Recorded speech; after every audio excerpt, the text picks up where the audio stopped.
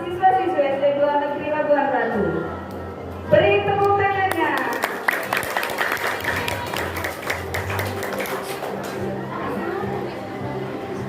Legenda bawang merah dan bawang putih.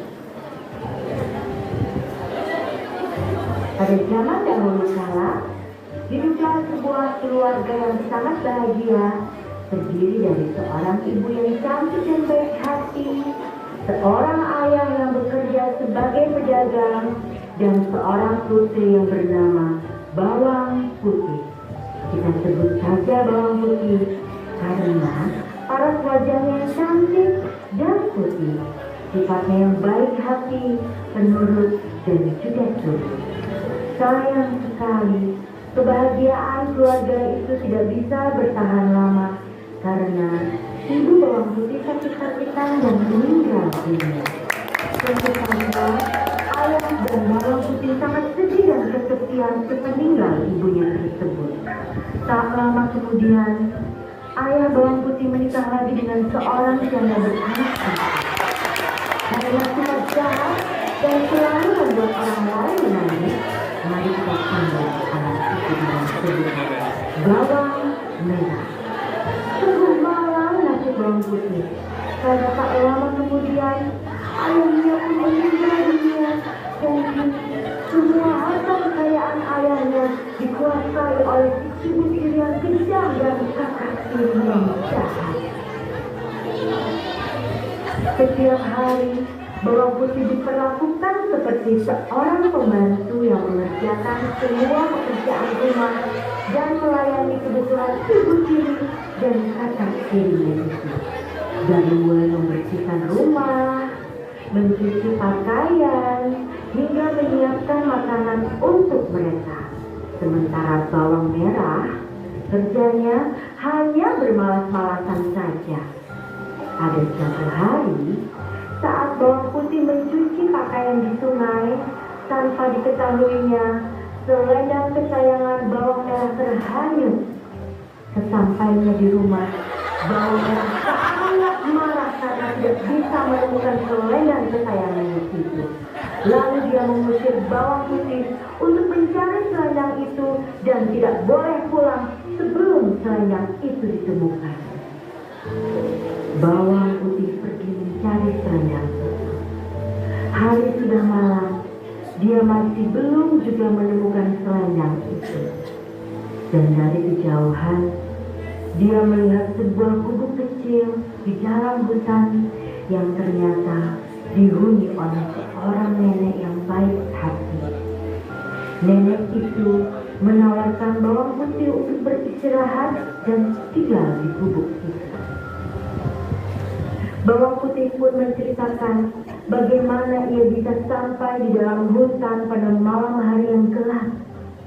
Ternyata selendang yang selama ini dicarinya ditemukan oleh sang nenek. Nenek itu akan memberikan selendang itu dengan satu syarat.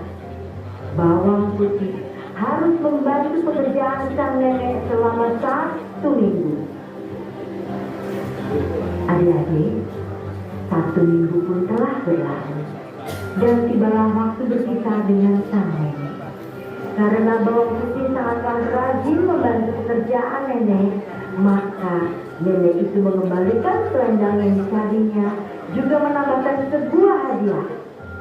Nenek itu memberi 2 buah labu, yang satu berukuran besar dan yang satu labu berukuran kecil. Dengan alasan takut tidak bisa membawa labu yang besar, maka Bawang Putih membawa pulang labu yang kecil. Sambil tidak lupa, ia mengucapkan terima kasih kepada sang nenek. Setelah Bawang Putih sampai di rumah, dia pun menceritakan semua kejadian yang dialami kepada ibu tiri dan kakak tirinya. Sambil membelah labu yang diberikan oleh nenek yang baik hati itu, betapa terkejutnya mereka ketika ternyata itu adalah labu ajaib yang isinya emas dan permata. Ibu tiri bawang putih langsung merebutnya dan menyuruh bawang merah menghanyutkan selendang di sungai dan menginap di rumah nenek itu supaya bawang merah juga mendapatkan labu ajaib dari nenek. Singkat cerita, bawang merah sampai di hutan dan menginap di rumah nenek tersebut. Selama 1 minggu, kerjanya hanya semalas-malasan saja. Saat hendak pulang, sang nenek memberikan 2 pilihan labu. Yang satu berukuran besar dan yang satu lagi berukuran kecil. Tentu saja bawang merah memilih labu yang berukuran besar dengan harapan emas dan permata yang akan dia dapatkan lebih banyak lagi. Lalu bawang merah pulang dengan gembira tanpa mengucapkan terima kasih.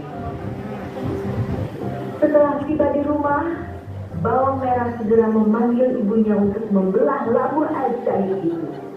Karena sifat mereka yang sangat serakah dan tidak ingin berbagi dengan bawang putih, mereka suruh bawang putih pergi ke pasar dan mengunci rumah dengan rapat. Setelah bawang putih pergi ke pasar, mereka pun membuka labu ajaib itu. Tapi betapa terkejutnya mereka ketika ternyata labu itu tidak berisi emas dan permata, melainkan berisi binatang berbisa seperti ular, kalajengking, kelabang, dan laba-laba. Cepat kilat, ular berbisa mematuk ibu tiri dan bawang merah. Mereka tidak bisa meminta tolong pada siapapun karena pintu rumahnya terkunci rapat. Berteriak pun tak ada yang mendengar mereka. Akhirnya ibu tiri dan bawang merah mati seketika bersama labu ajaib yang mematikan. Demikianlah adik-adik, jadilah seperti bawang putih yang baik hati dan jangan jadi seperti bawang merah